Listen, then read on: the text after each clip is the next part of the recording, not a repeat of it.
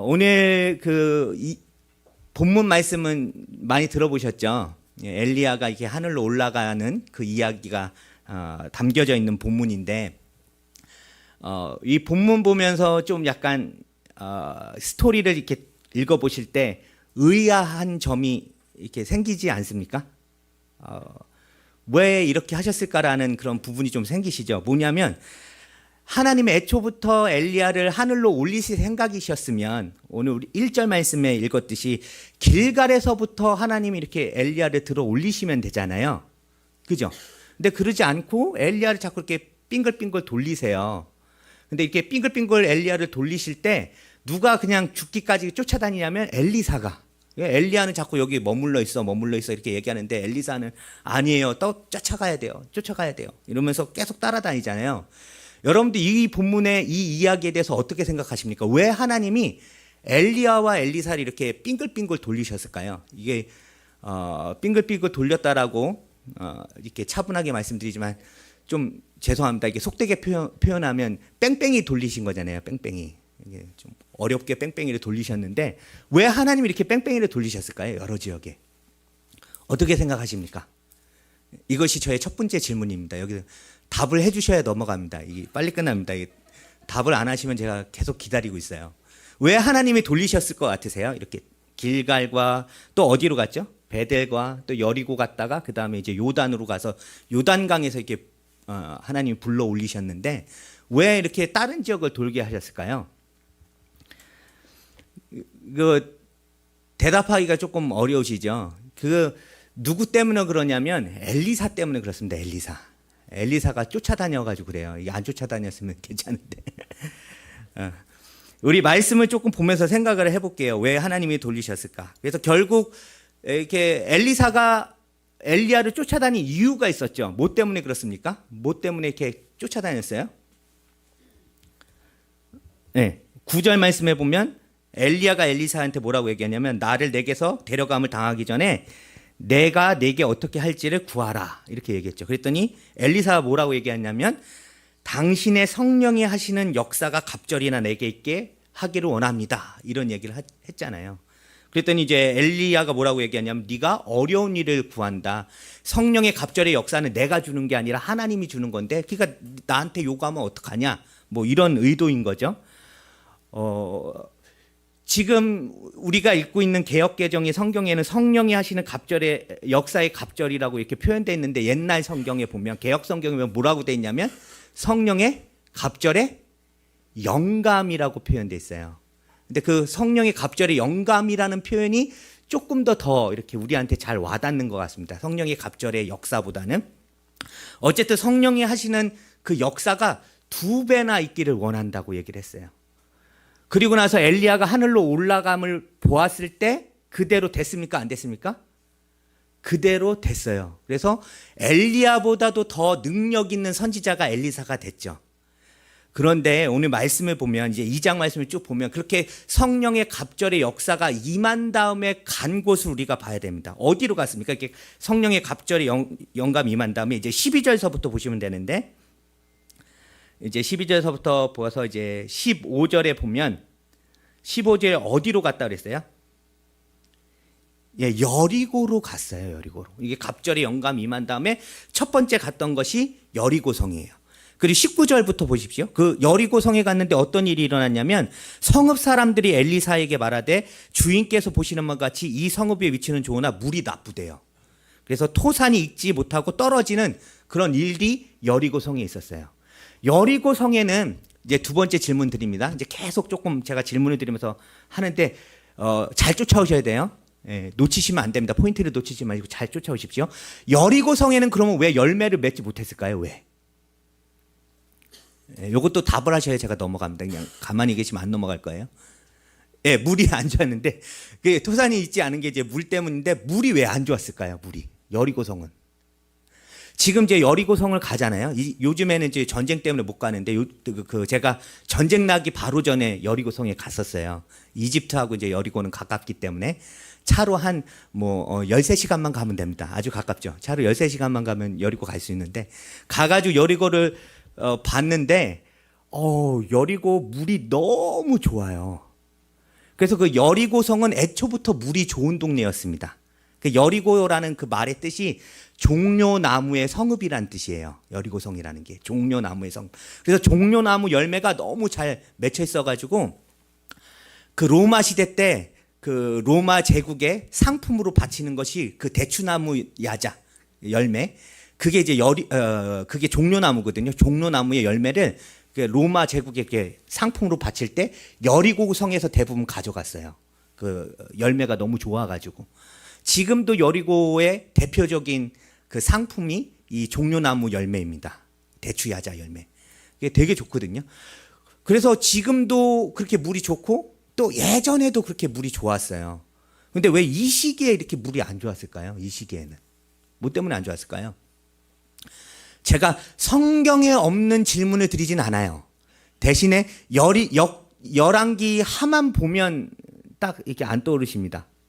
근데 힌트를 드리자면 여호수아서에 보면 기억나시는 게 있을 거예요. 여호수아서에 여리고성에 관련돼 있는 이야기 기억나십니까?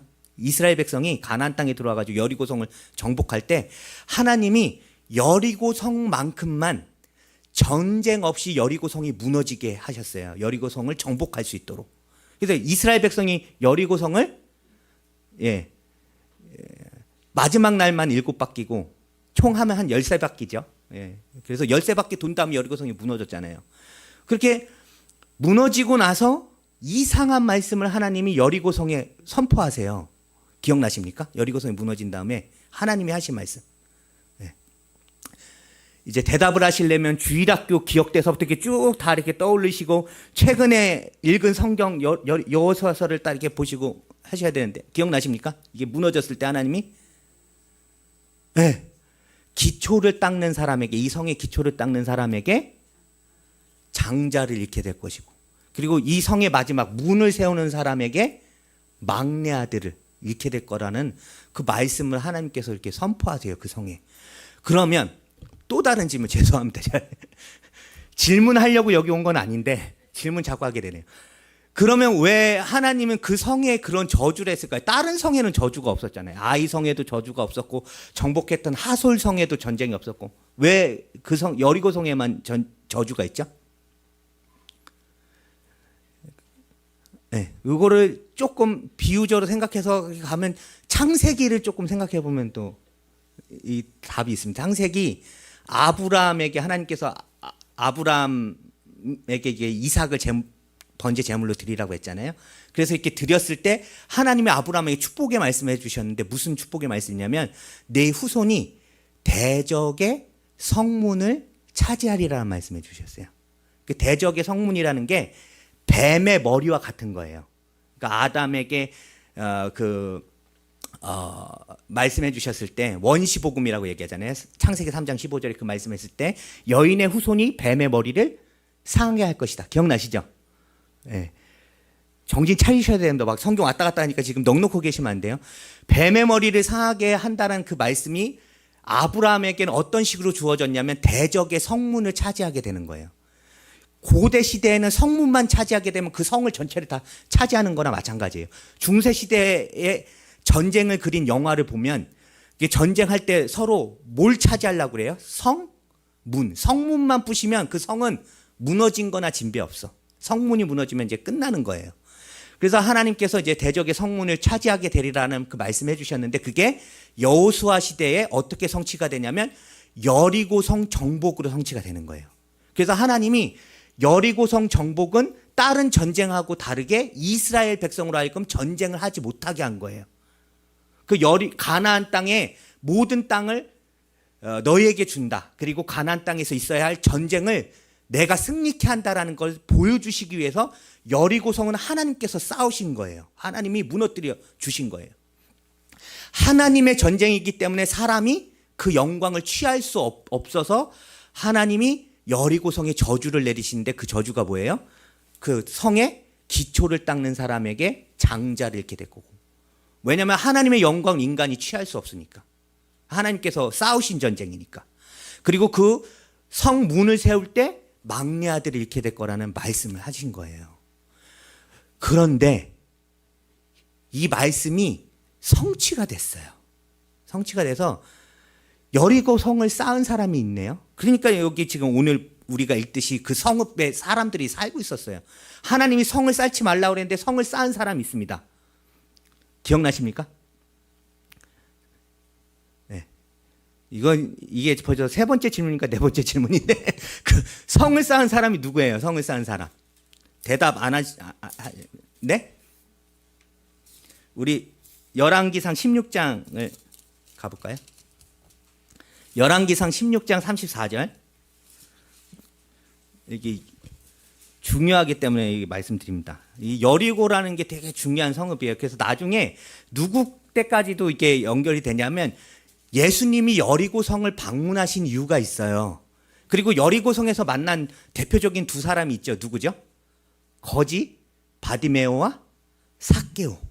그러니까 예수님이 거지 바디메오와 삭개오를 만난 이유가 이런 창세기서부터 있었던 이런 모든 스토리의 결정체로 예수님이 방문하신 거예요. 그래서 그 두 사람을 만난 거거든요.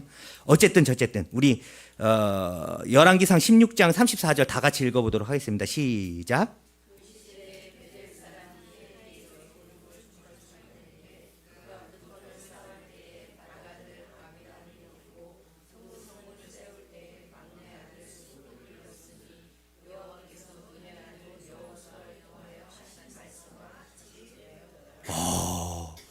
여호수아 말씀이 성취가 됐어요. 하나님이 하지 말라고 그랬는데. 근데 여기 16장 34절에 그 시대라고 얘기한 거 누구의 시대예요? 그 시대라고 나왔는데 그 시대는 누구의 시대입니까? 네, 아합 왕.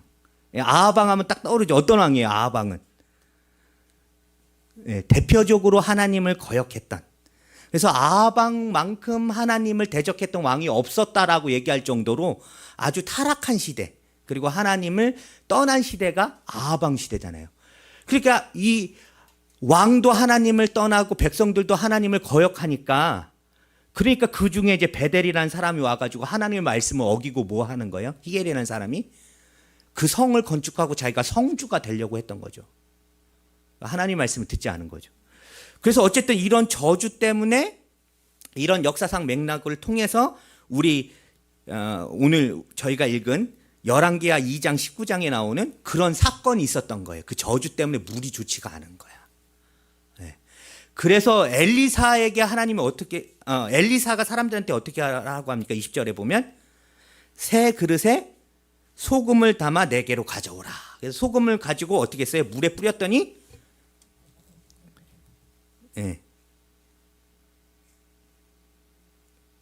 자, 보세요. 21절에 물 근원으로 나아가서 소금을 뿌렸대요. 그죠? 그때 물 근원이 고쳐졌어요. 이게 되게 중요합니다. 왜 중요하냐면요. 여러분들 이게 물 한 잔, 여기 물 한 잔 있는데 물 한 잔이 더러워졌어요. 이 물 한 잔 더러워진 걸 깨끗하게 하는 방법이 뭐가 있을까요? 네, 여러 번 필터를 거치든지 아니면 뭐 약품을 타든지 하면 이 물 한 잔은 깨끗해지겠죠. 근데 물 근원은 그 물 근원이 망가지고 더러워지면 바꿀 수가 없어요. 그죠? 거기서 나오는 모든 샘 솟는 물들이 다 오염된 물이 나오는 거예요. 물 근원이 더러워지면. 그런데 지금 엘리사가 고친 거는 이 물 한 잔, 거기 있던 물 한 운덩이를 고친 게 아니라 물의 샘의 근원을 고친 거예요. 어마어마한 기적이죠. 이게 어떤 기적하고 똑같은 거냐면 우리의 마음이 샘의 근원하고 똑같아요. 그죠? 우리의 마음에서 늘 나오는 생각은 어떤 생각이에요? 악한 생각 나오잖아요. 아니라고요? 저만 그렇다고요? 저만 그렇다는 눈으로 쳐다보시는데 저만 그런 게 아니라 우리의 마음의 샘의 근원이 망가져서 아담의 타락 이후로 샘의 근원이 망가져가지고 모든 생각이 다 거룩하지 않잖아요. 아니라는 듯이 자꾸 생각하시는 거예요. 예, 그런데 예수 그리스도께서 우리에게 행하신 일은 우리의 마음을 한 번 닦고 우리의 마음을 한 번 깨끗이 하는 걸로 끝쳐진 게 아니라 우리의 마음의 근원을 고치시고 성령을 통해서 중생의 새롭게 하심을 통해서 우리의 샘의 근원을 고치시는 줄 믿습니다. 아멘. 예, 그런 어마어마한 기적을 지금 엘리사가 어디서 했다고요? 여리고. 근데 보세요. 이 여리고라는 성이 어떤 성이에요? 지금 오늘 본문 말씀에만 보면 두 배의 그 성령의 갑절을 받기 전에 하나님이 뺑뺑이 돌리신 곳이에요. 뺑뺑이. 그죠? 네, 뺑뺑이 돌리셨던 곳이 여리고성이었습니다. 그리고 또 있습니다. 제가 이거 지금 추론하고 추측해서 말씀드리는 게 아니라 23절 말씀에 보면 엘리사가 거기서 어디로 또 갔대요? 베델로 올라갔어요. 베델도 어느 지역이에요? 네, 뺑뺑이 돌았던 지역. 하나님이 일부러 이 성읍들을 엘리사로 하여금 성령의 갑절의 영감이 있기 전에 돌게 하신 거예요. 이런 지역을. 왜냐하면 거기가 성령의 갑절이 영감이 임한 다음에 가야 할 곳이기 때문에. 자, 보세요. 그래서 베델로 갔더니 어떤 일이 일어났습니까? 작은 아이들이 성읍에서 나와서 뭐라고 합니까? 조롱하면서 대머리에 올라가라, 대머리에 올라가라 막 이렇게 놀렸어요. 그리고 이제 엘리사가 뒤로 돌이켜 그들을 보고 여호와의 이름으로 저주했어요. 막 마음이 어렵죠. 그랬더니 수풀에서 암콤 둘이 나와가지고 이 아이들 중에 42명을 죽였대요. 이게 마음이 어려우시죠? 안 어려우십니까? 마음이 안 어려우신 분은 자녀를 안 키워보신 분이거나 아니면 아이를 별로 안 좋아하시는 분은 마음이 안 어려울 텐데, 아이들이 얼마나 귀엽고 이뻐요. 그죠? 예, 조그만한 애들이. 아니, 그 외모 가지고 놀렸다고 대머리에 올라가라. 그러니까 해서는 안 되는 일이 외모 가지고 놀리는 건 안 됩니다. 절대로 외모 가지고 놀리지 마시고, 그 외모를 가지고 놀렸다고 하니 암콤 둘이 나와가지고 그 아이 42명을 찢어 죽인 일이 이게 아우 끔찍하잖아요. 그죠? 그리고 막 엘리사가 그 자기 놀렸다고 애들 저주하고 뭐야 나 놀리는 거야? 그러면서 막 저주하는 게 이게 아우 끔찍하죠. 네. 근데 이게 말씀의 배경을 조금 알면 조금 더 이해가 되실 거예요. 이게 하나님이 끔찍한 일을 벌이신 게 아니다라는 게 이해가 되실 거예요. 일단 작은 아이들이라고 우리 성경엔 번역이 됐는데 히브리어는 뭐냐면 원어로 나르라고 하는데, 이 나르라는 단어는 14세에서 20세 사이의 청소년을 가리켜요. 아주 조그만한 애들이 아니죠. 14세부터 20세 사이의 청소년을 가리키는 단어가 나르라는 단어입니다. 그러니까 여기서 지금 엘리사를 조롱했던 이 아이들이 사리 분별이 없는 조그만한 8살, 6살짜리 아이들이 와서 놀린 게 아니에요. 사리 분별을 다 하는, 지금 우리나라도 18세면 성년으로 인정하잖아요. 그 성년이 되는 나이 또래의 아이들이 나온 거예요. 작은 아이들이라고 표현됐지만 히브리어로는. 제가 이제 조그만한 비유를 한 가지 드리겠습니다. 이해하기 쉬우도록. 오늘 예배 끝나고 나가시는데 저기 골목에 고등학교 한 2, 3학년, 2학년, 1학년, 2학년 애들이 42명 넘는 애들이 담배 피고 있어요. 막 침 뱉고 하면서 막 욕하면서 얘기하는데 여러분들이 그 사이를 지나가셔야 돼요. 이렇게 42명 있는 아이들 사이를 지나가시면서 그냥 지나가시면 안 되고 애들한테 얘기하셔야 돼요. 담배 꺼라잉. 어디서 욕지거리야. 욕하지 마. 이렇게 하셔야 돼요. 자, 하실 수 있으신 분, 나는 가능하다. 나는 그걸 하고 하나님 보러 빨리 가겠다. 이렇게 하시는 분. 예수님 얼굴 빨리 보고 싶다 하시는 분 없죠. 그리고 여기 대머리에 올라가라는 이 표현 자체가 그냥 외모적으로 놀리는 게 아니라 너도 하나님의 선지자면 엘리야처럼 올라가라는 뜻이에요. 네가 하나님의 선지자면 하나님의 선지자인 기적을 우리한테 보여봐. 그래서 이 사람들이 했던 요 아이들이 했던 표현이 하나님을 저주하고 하나님을 모독하고 불신앙으로 선지자를 거부하면서 그렇게 선지자를 협박한 말인 겁니다. 협박한 말이. 42명도 죽은 애들만 42명이니까 그보다 더 많은 사람들이 와서 막 소리치면서 고함치면서 하나님의 이름을 모독하고 선지자를 대적하고 한다고 생각해 보세요, 여러분들. 이게 보통 일이 아닌 거죠. 그래서 하나님이 곰 같은 사람을 붙여준 게 아니라, 곰 같은 바디가드를 붙여준 게 아니라 실제 곰을 둘을 붙여가지고 엘리사 선지자를 보호하신 거예요.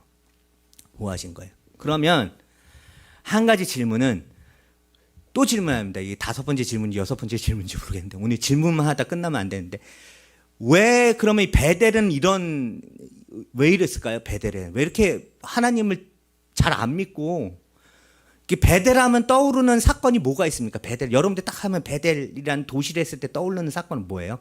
창세기. 힌트, 창세기. 네, 야곱, 그죠? 야곱이 돌베개 이게 자고 나서 깬 다음에 뭐라 그랬어요? 내가 하나님이 평안히 다시 이리로 오게 하면 이 베델이라는 지역에 하나님의 전을 짓겠습니다. 성전을 거기다 세우기로 야곱이 약속했던 장소예요. 그죠? 그런데 이제 다윗 시대 가가지고 야곱의 약속하고 다르게, 그죠? 어디다 성전이 지어졌어요? 어디다 성전이 지어졌어요? 성전이 어디다 지어졌는지 빨리 얘기하셔야죠. 간단한 거 질문하는데 예루살렘에 지어졌잖아요. 예루살렘에 이 성전이 지어졌잖아요. 야곱의 약속하고는 다르게, 그죠? 어쨌든 그런 보면 이 신앙의 선조들의 그 믿음이 있는 장소잖아요. 그 베델이라는 게 거룩한 곳이고. 그 야곱이 다시 돌아와가지고 거기를 엘베델이라고 부르면서 되게 어떻게 보면 그 의미가 깊은 그 지역으로 그렇게 해놨는데, 아니 이곳 사람들은 왜 이렇게 하나님을 안 믿은 걸까요? 그 사건 또 우리가 열왕기상을 또 봐야 되는데, 열왕기상에 보면 누가 나오죠? 여로보암과 르호보암 기억나시죠? 그래서 솔로몬이 왕위에서 물러나고 나서 이제 하나님이 그 나라를 처음엔 누구한테 주시려고 그랬어요? 르호보암에게 주시려고 그랬는데 솔로몬의 죄 때문에 나라를 하나님께서 가르시잖아요. 그래서 북쪽 이스라엘 누가 다스리도록? 여로보암이. 그리고 남쪽 유다는 누가 다스리도록? 르호보암이. 네. 이제 막 성경이 왔다 갔다 하니까 이제 정신이 없으셔가지고 지금 뭔 얘기인가 이게. 그 남쪽 르호보암이 다스리는데 문제가 생긴 거예요. 여로보암이. 뭐냐면 절기 때마다 사람들이 자꾸 이 북쪽에 살고 있는 자기는 이제 북쪽의 왕이 됐는데 그 북쪽을 다스리고 통치하고 있는데 절기 때마다 사람들이 어디 간다는 거예요? 남유다로 가야 돼. 왜? 성전이 있으니까 거기 성전에서 예배 드려야 돼. 이러면서 자꾸 내려가. 내려가는 건 괜찮은데 사람들이 절기 때마다 거기가 내려가지고 가려고 하니까 1년에 그래도 적어도 큰 절기 3개가 있잖아요. 그죠? 3번은 자꾸 이렇게 내려가야 되는데 귀찮잖아요. 어디 살고 싶어 할까요? 귀찮으니까. 그 근처에 살았으면 좋겠다. 그 근처에 살면 뭐 굳이 그렇게 절기마다 갈 필요도 없고 뭐 힘들지도 않으니까 그냥 그 나라 근처, 남유다 근처에서 살고 싶다는 생각을 할 거 아니에요. 그러니까 이게 여로보암이 불안한 거예요. 자기 정치적으로. 자꾸 이제 북한에서 남한으로 내려가겠다 사람들이 막 자꾸 내려오면 얼마나 그 북쪽에 계신 그분께서 불안에 떠시겠어요. 그죠? 자꾸 내려가는구나. 남쪽이 살기 좋다. 그쪽으로 내려가는구나. 자기 정치적인 힘이 잃게 되고 그리고 사람들에 대해서 그 영향력이 자꾸 잃어가니까, 그래서 이 여로보암이 한 게 무엇이죠? 그래서 남쪽으로 내려가지 말아라 하면서 단은 이제 북쪽 이스라엘의 북쪽 끝이 단 지역이거든요.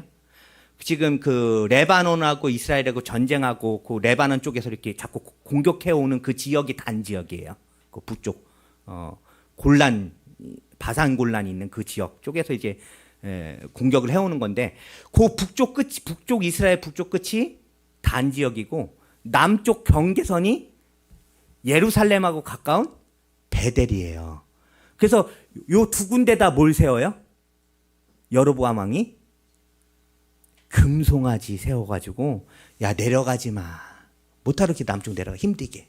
그냥 여기서 여호와 하나님 이름 불러. 금송아지 대고 여호와 하나님이라고 불러. 이렇게 만들어놨죠. 그래서 우상 숭배의 도시가 돼버린 도시 중에 하나가 어디예요? 베델인 거예요. 베델. 혼합 종교가 된 거죠. 그 금송아지랑 여호와 하나님을 짬뽕시켜서, 그리고 레위 족속이 아닌 사람을 제사장으로 삼고, 그리고 절기도 바꿔버려요. 자꾸 그 7월 10일 그 대속죄일 되고서 초막절 시작하게 되면 그쪽으로 가니까 절기도 바꿔버려.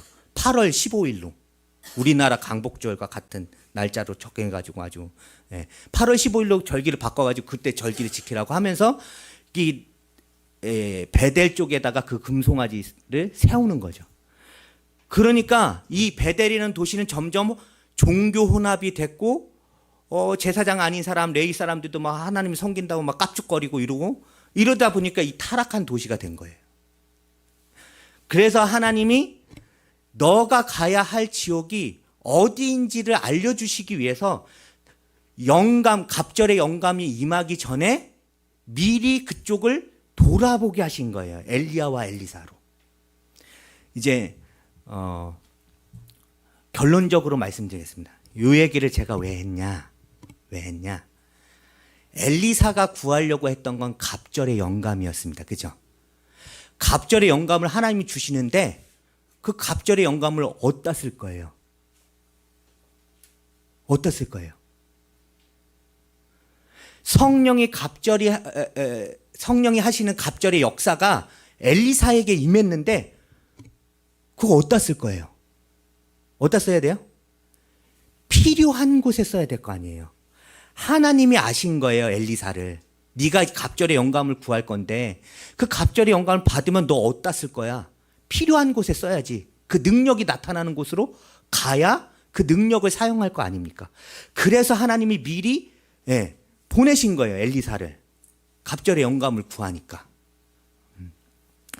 어떤 이제 그 주석에 보면 주석들은 어떻게 표현되어 있냐면 엘리사가 엘리야에게 갑절의 영감을 구한 것은 장자권을 구한 거다. 왜냐하면 장자한테는 2배의 상속을 주게 돼 있으니까 엘리사의 그 선지자의 장자의 자격으로 갑절의 영감을 구했다라고 이렇게 주석에 대부분 해석이 돼 있거든요.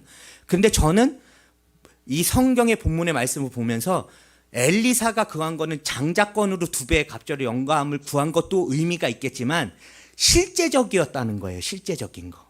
왜냐하면 자기가 이제 엘리야 다음에 그 패역한 이스라엘 사람들을 두고 사역을 해야 되는데 암담하잖아요.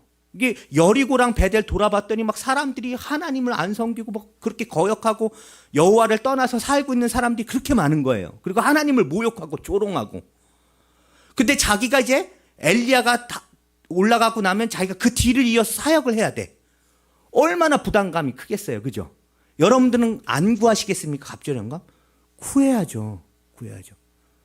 그래서 하나님이 그 자리로 이렇게 보내신 거예요. 갑절의 영감 구하기 때문에. 결론적으로 말씀드리고 싶은 건 뭐냐면요. 우리가 하나님한테 많은 은혜 구하죠.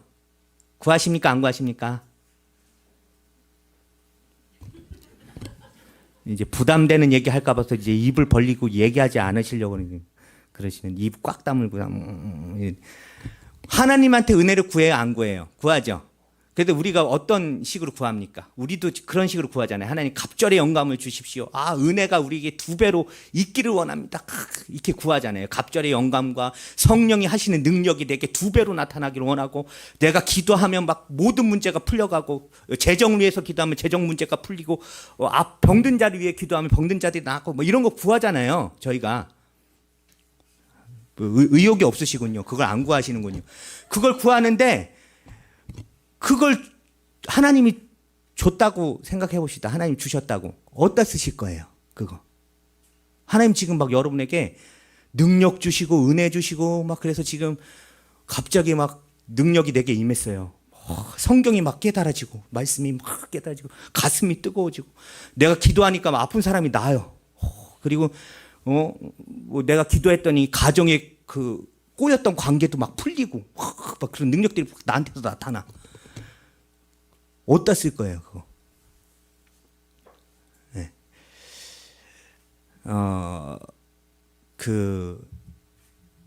제가 한국에 들어와서 이제 조금 시간이 있어서 어떤 책을 읽었냐면 존 파이퍼 목사님의 하나님께 굶주린 삶이라는 책을 한 권을 읽었습니다. 근데 거기에 그런 표현이 있더라고요. 하나님을 사랑하는 것의 가장 큰 적은 원수가 아니다. 원수 마귀가 아니다. 하나님을 사랑하는 것에 있어 가장 큰 적은 하나님의 축복이다라는 말이 있어요. 그 히스기야 왕 기억을 아시죠? 히스기야 왕이 종교 개혁을 했어요. 이스라엘이 너무 타락하니까 이제 우리 하나님 말씀으로 돌아가자 하면서 개혁 운동을 일으켰는데 그때 했던 일 중에 하나가 뭐냐면 누후스단이라는 우상단지를 깨부신 거예요. 근데 이 누후스단이라는 우상단지가 노뱀 모양이잖아요. 이 노뱀 모양이 언제 만들어진지 기억나시죠? 힌트, 민수기, 모세시대. 예. 이스라엘 백성이 거역하니까 하나님이 불뱀을 보내가지고 이스라엘 백성 다 물게 하셨어요. 그리고 나서 하나님이 왜 그러셨는지 이해가 안 되시죠. 근데 이집트에 오면 이해가 되실 건데 왜 뱀 모양을 만들었나 이거 이해가 안 되시잖아요. 이집트에 오면 제가 자세히 설명드릴게요. 왜 뱀 모양이었는지. 그게 하필이면 다른 모양도 아니고 다른 모양도 아니고 뱀 모양인지 이집트에 오면 자세히 설명드릴게요. 이집트에 안 오시면 들을 수 없습니다. 어쨌든 뱀 모양을 만들어가지고 그걸 딱 보는 사람은 살겠다. 뱀 별로 좋지 않은데 어쨌든 뱀 모양을 보면 살겠다 해가지고 그거를 모세가 만들어서 그거 본 사람은 살았잖아요. 그 이후로 사람들이 어떻게 한 거예요? 하나님의 능력이 나타난 이 놋뱀이 우상단지가 된 거예요. 하나님이 만들어 주신 건데 하나님의 선물이 우상단지가 됐어요. 여러분들에게 좋은 환경이 주어지고 여러분들이 지금 편안하게 신앙생활한 거 전 분명히 말씀드립니다. 하나님의 축복입니다. 하나님 축복이에요. 하나님이 축복 주셔서 지금 이렇게 좋은 환경에서 우리가 예배드리고 주일마다 얼마나 이 언덕 위의 교회는 얼마나 너무 이렇게 잘 꾸며지고 이렇게 포근한지 막 예배에 집중이 잘 되고 여기 너무 예배 환경이 너무 좋아요. 너무 좋아요. 아니시라고 생각하시나요? 저는 오면서도 너무 좋아. 그리고 오늘 여기 길가에 차 대는데 공짜더라고요. 그 유료 주차장 공짜고 차 댈 때도 있고 너무 좋아요. 이 좋은 환경에서 예배드리고 그리고 뭐 이렇게 목사님이 푸시 안 하시잖아요. 우리 서정 목사님이 잘 이렇게 강하게 푸시 안 하시는 분으로 알고 있는데 하시나요? 좀 푸시를 하시나요? 푸시 안 하고 이렇게 성경 공부 우리 같이 합시다 이렇게 하면서 성경 공부하고 말씀 공부 얼마나 좋습니까? 네. 이런 게 다 하나님의 선물이라고 저는 확신하고 이게 하나님 선물입니다. 그런데 우리가 하나님을 더 사랑하길 원하고 하나님의 은혜를 더 간절히 구한다면 이 선물 안에 머물러 있으면 안 된다는 거예요. 하나님의 축복 안에 머물러 있으면 하나님이 주신 축복이 그냥 평생 잘 누리고 잘 살자. 그래 맞아 하나님 나에게 축복 주신 거야. 이 한국 땅에 하나님이 얼마나 큰 축복을 주셨어요. 그죠? 네, 축복. 다 이게 축복 받으셨잖아요. 축복 받은 거라고 생각 안 드신 분은 이집트에 한번 오세요. 여러분들이 가지고 있는 게 얼마나 큰 축복인지 이집트에서 그냥 뼈저리게 느끼도록 제가 한번 이렇게 뺑뺑이 돌려드릴 테니까 이집트에 오시면 이게 한국에서 사는 게 진짜 축복이구나 은혜구나 하나님 축복 주셨다 이거 절감하실 텐데 이 축복 안에 머물고 있으면 하나님이 우리가 하나님께 구해도 하나님 2배의 갑절의 영감을 주십시오. 그 큰 성령의 능력을 주십시오라고 구해도 그 능력과 그 은혜가 우리한테 안 올 수 있습니다.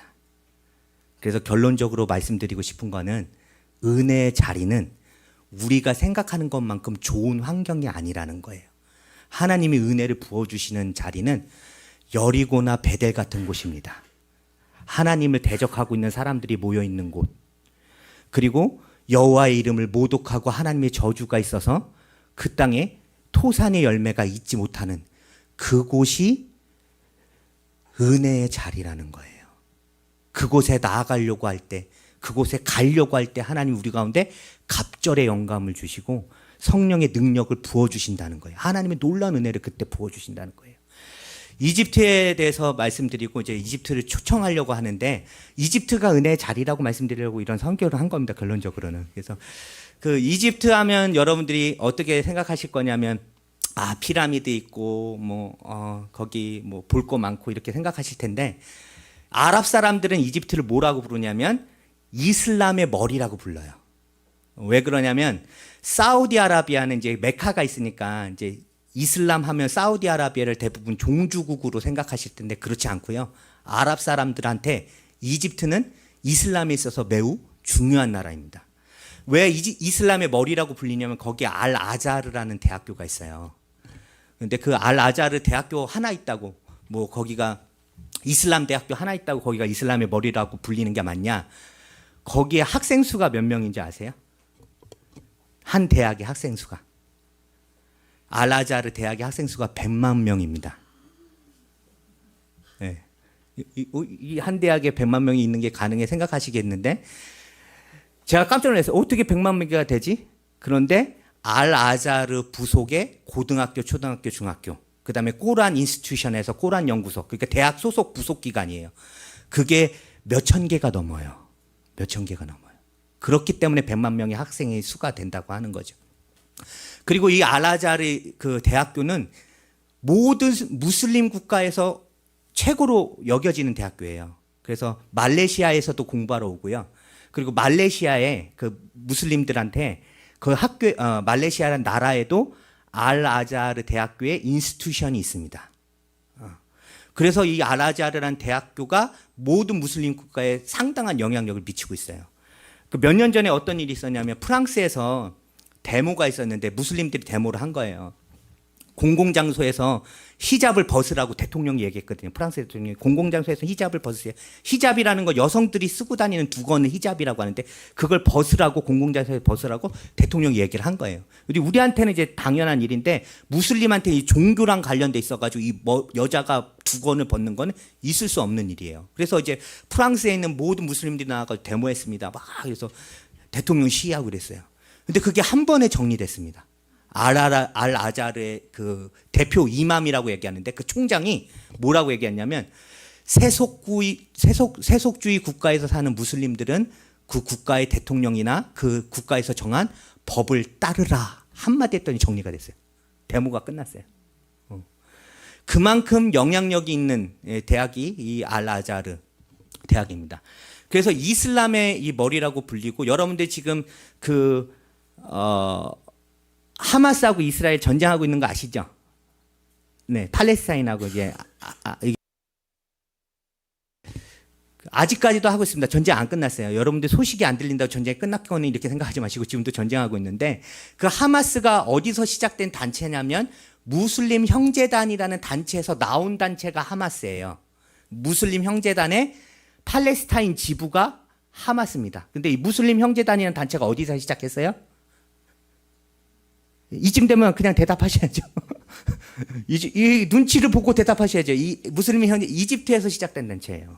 그리고 무슬림 형제라는 단체가 온 그 테러 단체나 아니면 이 강경 무슬림들한테 상당한 영향력을 미치고 있습니다.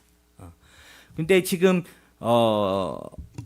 그 이태원에 계시는 선교사님, 이태원에서 사역하고 계시는 선교사님한테 얘기를 들었는데 깜짝 놀란 거예요. 이 이태원에서 사역하시는 이 선교사님. 왜 깜짝 놀랐냐면 그 이맘도 설교 같은 걸 하지 않습니까? 종교인은 아니에요. 그냥 성직으로 봉사하는 사람인데 이맘은 그 이맘이 설교를 하는데 무슬림들한테 되게 아주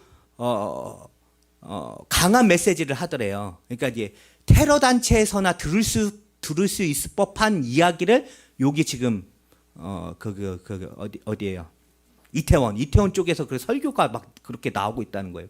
이분이 깜짝 놀란 거예요. 우리 설교가 왜 이렇게 강해? 그래가지고 그 이맘을 찾아가서 얘기해봤더니 이맘이 이 무슬림들을 교육하는데 뭐 가지고 교육하냐면 어떤 책이냐면 진리를 향한 이정표라는 책이 있어요. 무슬림들한테. 이 책은 테러 단체 무슬림들한테 교본처럼 불리는 책이에요. 진리를 향한 이정표. 이게 한국어로도 번역이 됐어요. 진리를 향한 이정표라는. 근데 그 책을 가지고 무슬림들을 교육하고 있다는 거예요. 그거 보고 이분이 이제 깜짝 놀랐는데 이 진리를 향한 이정표라는 책을 쓴 사람이 하산 알 반이라는 사람인데 이 사람이 무슬림 형제단을 만든 사람입니다. 그래서 그 책을 읽으면 가슴이 뜨거워진대요. 막. 그래서 우리 이 기독교 서적 중에 뭐 이렇게 나갑시다, 복음 전합시다 이렇게 하면 막 가슴 뜨거워지는 그런 책들이 몇 가지가 있잖아요. 그런 책처럼 그 무슬림들은 그 책 읽으면 막 가슴이 뜨거워져가지고 그래, 내가 죽어야지, 내가 폭탄 메고 나가야지, 뭐 이런 생각을 하게 된대요. 예. 어쨌든 그렇게 이집트가 이슬람 신학적으로 되게 중요한 나라이거든요. 그런데도 불구하고 이제 이집트가 왜 선교적으로 중요하냐면 이렇게 이슬람이 강함에도 불구하고 이집트에 전통 기독교가 남아 있습니다. 그래서 이집트에 기독교가 들어온 거는 AD 64년도에 마가 요한이 복음을 전하면서 이집트에 복음이 전해졌어요. 그런데 마가 요한이 알렉산드리아에 딱 들어와서 이집트 북쪽에 알렉산드리아라는 도시가 있는데 그쪽에 들어와서 복음을 처음 전하기 시작했는데 사람들이 예수님을 너무 쉽게 믿는 거예요. 예수님 믿어야지. 그러면서 뭐 예수님 믿고 그래서 교회가 순식간에 부흥하고 성도님들이 막 폭발적으로 늘어난 거예요. 어떤 일이지? 이게 연구해 봤더니 아기 예수님이 헤롯 왕을 피해서 이집트로 내려왔잖아요. 그래서 이집트의 구전에 이집트의 전통 교회를 kop틱 교회라고 하는데 그 kop틱 교회에 어떤 구전이 있냐면 아기 예수님이 내려와서 행하신 기적과 이적이 있어요. 성경에 나오는 이야기가 아니고 우리 안 믿습니다. 성경에 나오는 이야기가 아니어서 이거를 100% 신뢰하지 않지만 구전으로 나오는 그 이야기들이 있어요. 그래서 아기 예수님이 여러 가지 기적을 행하고 다시 이스라엘로 갔대요. 그래서 그 아기 예수님 신의 아들이라고 일컫는 어떤 아기가 와서 이집트에서 어떤 일을 행했다는 게 소문이 나 있어가지고 사람들이 준비되어 있었대요. 그 예수님에 대한 소식을 듣기를 준비되어 있었대요. 그래서 예수님에 대한 소식이 들리니까 사람들이 폭발적으로 예수님을 믿은 거예요. 그래서 초대 교회는 이집트의 알렉산드리아 학파 없이는 초대 교회가 세워질 수 없었습니다.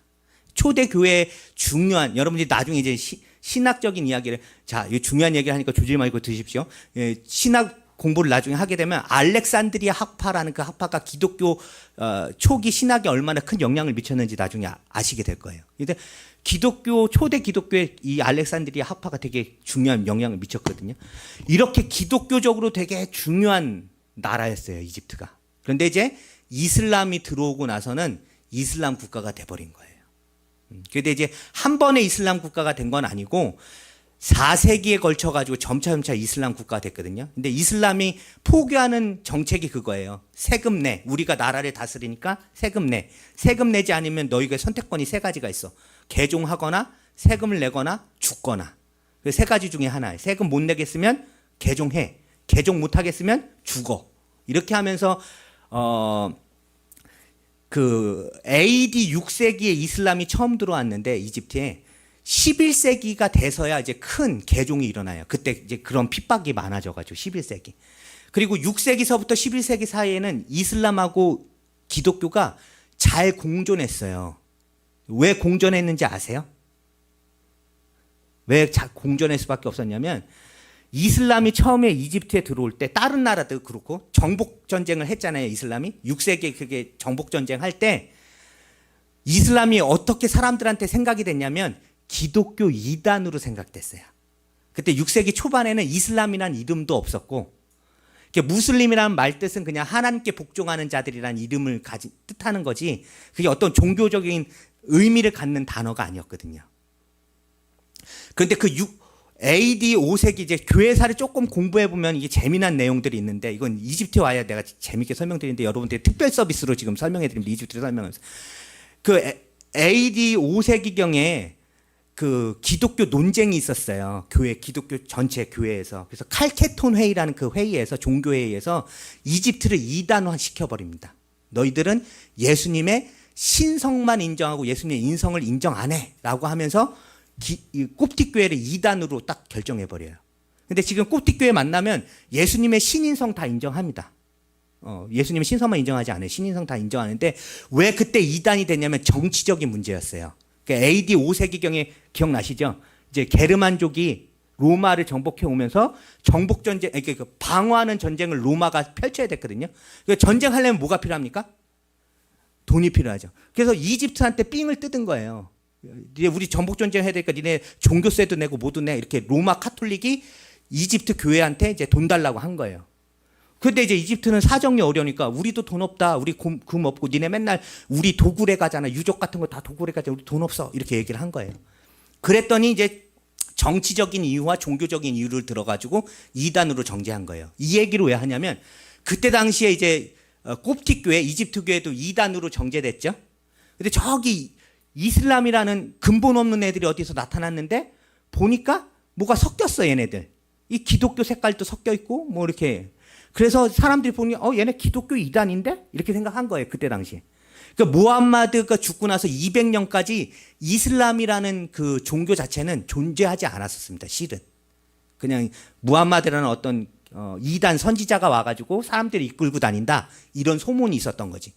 근데 이제 이집트에 들어오면서 뭐라고 얘기하냐면 니네 로마한테 불만 있지? 우리가 싸워줄게 대신. 우리도 이단으로 정죄됐고 우리도 로마하고 싸우고 있거든. 그러니까 우리를 받아줘. 우리가 대신 싸워줄게. 하니까 이집트 콥틱 교회가 이 이슬람 사람들을 그냥 받아준 거예요.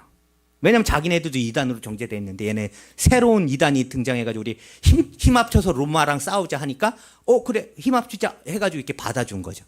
그래서 자연스럽게 이 이슬람이 이집트에 들어오게 됐고 4세기가 지나서는 그로부터 4세기가 지나서는 완전히 이제 이게 이슬람이 신학적으로 정립이 되고 이집트에서 정립됐다고 했잖아요. 이집트 그 알아자라는 그 대학교에서 이슬람 신학이 정립되고 종교 색깔이 딱 분명해지니까 그때서부터는 기독교를 박해하기 시작하는 거예요.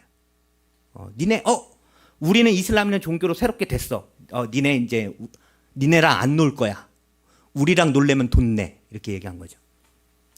어쨌든 그러면서 이제 이집트는 이슬람 국가가 됐는데 지금 인구가 1억 200만 명이 되고 비공식적으로 1억 2천만 명입니다. 상당히 많죠. 거기에 90%가 무슬림이에요. 어마어마한, 그러니까 1억 명 이상의 무슬림 인구가 있죠. 이 이집트의 선교적 중요성은 뭐냐면 이런 인구를 가지고 있는 중동 국가들이 없어요. 그래서 중동 전쟁하면 싸우는 군인들이 누구예요? 이집트 군인들이에요. 그러니까 중동 전쟁하면 이스라엘하고 중동 국가들이 연합해서 싸우는 거잖아요. 그래서 중동 국가들 딴 나라들은 돈을 줘가지고 무기를 사고 탱크를 보내고 비행기를 보내고 뭐 사우디아라비아 이런 국가들은 돈만 대요. 그럼 어쨌든 나가서 싸워야 되잖아요. 총 들고. 그 누가 다 총 들고 나가서 싸워요? 이집트 군인들이 다 나가서 싸우는 거예요. 중동 전쟁하면. 그래서 이집트를 가난한 나라임에도 불구하고 다른 중동 국가들이 무시를 못합니다. 요번에도 이제 전쟁 나가지고 이게 뭐 서로 중재하자 이제 전쟁 끝내자 이렇게 얘기할 때 그 나라들이 중동 국가 연합들이 어디서 모였어요? 눈치채고 빨리 얘기하지.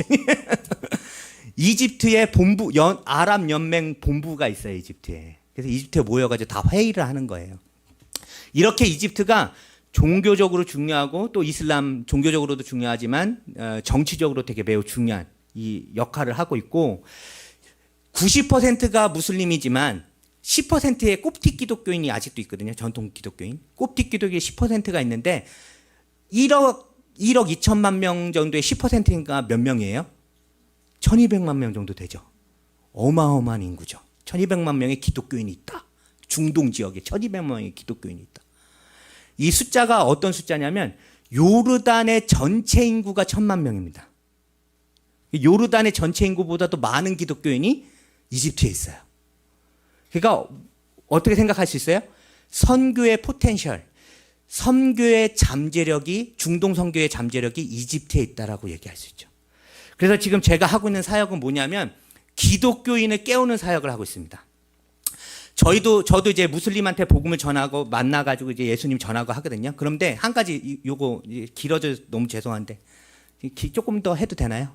네, 죄송합니다.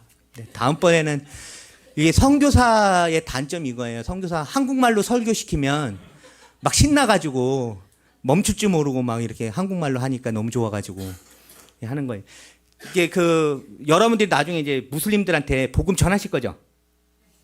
아멘. 벌써 네 하신 분이 있으니까 이분들은 반드시 이집트에 오셔야 되고 네 하신 분들은 무슬림들한테 전도하다 보면 뭘 느끼실 거냐면 예수님 쉽게 믿어요.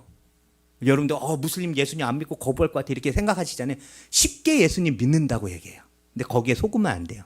왜냐하면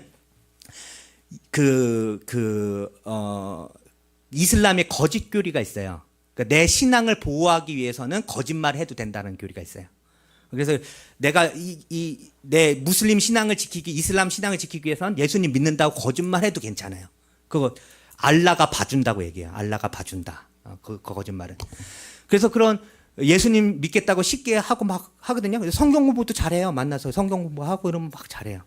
그래서 거기에 우리가 속아 있다가 이게 한 6개월쯤 지나가지고 이 사람이 계속 모스크에 기도하러 가고 계속 코란 읽고 이러는 모습을 보고 나서 이제 좀 마음이 어려워가지고 야, 너 왜 계속 코란 읽고 이렇게 해? 예수님 믿는다고 했으면 성경 읽고 이제 신앙생활 열심히 해야지 이렇게 얘기를 하잖아요. 그렇게 하겠다고 그래요. 근데 이제 확인해야 될 게 뭐냐면 너 예수님을 믿는다는 거는 무함마드 선지자를 부인하는 거야. 무함마드는 가짜 선지자고 그를 믿으면 지옥 간다고 얘기해야 돼. 그러면 이제 대박 얼굴색 바뀌어가지고 나 그러면 예수님 안 믿을 거야 막 이러면서 뛰쳐나가요. 어쨌든 그래서 이제 그 복음을 여러분들이 이제 전하실 건데 무슬림들한테 아멘.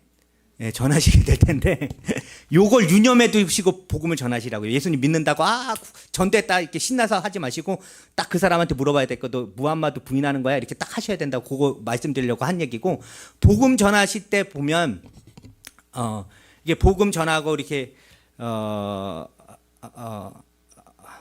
할 때 저희도 이제 복음 전하고 하는데 뭐가 어려운 거냐면 언어의 장벽이 어려운 거예요. 이게 저도 이제 생활 아랍어는 다 합니다. 뭐 아크바락 아나 맙수트 슈프꿈 딜루아티 아나 아따만나 러베나 이디나 니아마딱 알라이꿈 이렇게 해가지고 아랍어는 할 수 있는데 이게 뭐가 어려운 거냐면 이제 그 사람들의 깊이 있는 내면을 들어가기가 어려운 거예요. 대화를 통해서. 그렇죠? 이거는 뭐가 맞아야 돼요? 문화 코드가 맞아야 돼요. 언어만 통한다고 되는 게 아니라 문화 코드가 맞아야 그 사람들 깊이 있는 내면에 있는 이야기들 끌어내거든요. 그러려면 제자 양육할 때 이 아랍어의 한계를 느껴요. 우리가 해줄 수 있는 얘기는 표면적인 얘기밖에 아랍어로 못 해줘요. 근데 이 사람에 있는 내면을 끌어내서 성경 공부를 시켜야 되잖아요. 말씀 가운데 이렇게. 그러려면 이게 아랍어의 이 외국인으로서는 힘듭니다.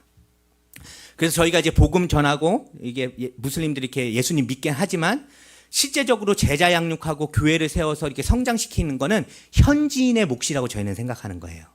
현지 기독교인이 그걸 해야 된다. 그래서 저희는 현지 기독교인들을 깨우는 일을 하고 있습니다.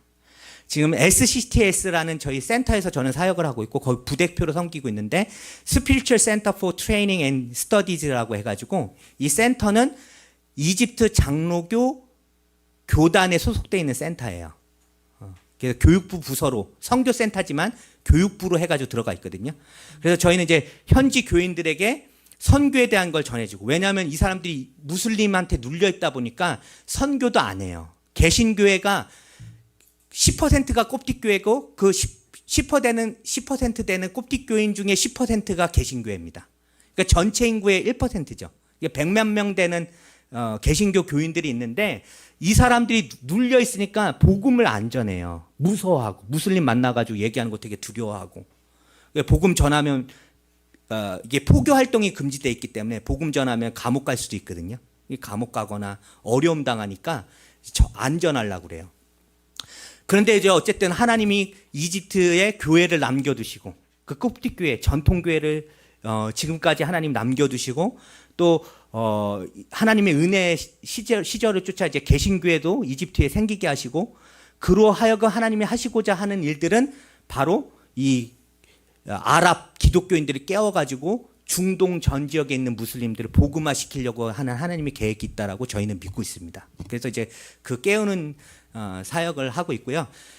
마지막 이제 진짜 마지막입니다. 진짜 마지막으로 이집트에 한번 오십시오. 왜 오셔야 되냐면 이집트가 은혜의 자리이기 때문에 여러분들이 조금 더 그런 하나님의 놀라운 능력을 경험해 보고 싶다. 하나님의 은혜를 조금 더 내가 지금 살고 있는 하나님의 축복 가운데 살고 있지만 조금 더 그 하나님께 갈급한 마음을 가지고 하나님의 은혜를 더 누리고 싶다라고 하면 선교를 나와 보셔야 돼요. 저는 단기 선교가 얼마나 선교사들한테 도움이 되고 또 여러분의 신앙에 도움이 되는지 되게 도움이 돼요. 그래서 꼭 한번 그러니까 굳이 뭐 이집트가 너무 멀다 그러면 꼭 이집트만 추천은 안 드리지만 단기 선교를 하셔서 그 땅을 향한 하나님의 역사하심을 보시고 그리고 나를 왜 하나님이 단기 선교를 통해서 이 땅을 밝게 하셨는가를 이렇게 깨닫게 되면 하나님의 놀라운 은혜와 축복이 여러분들 가운데 있을 줄 믿습니다. 그래서 도전을 드립니다.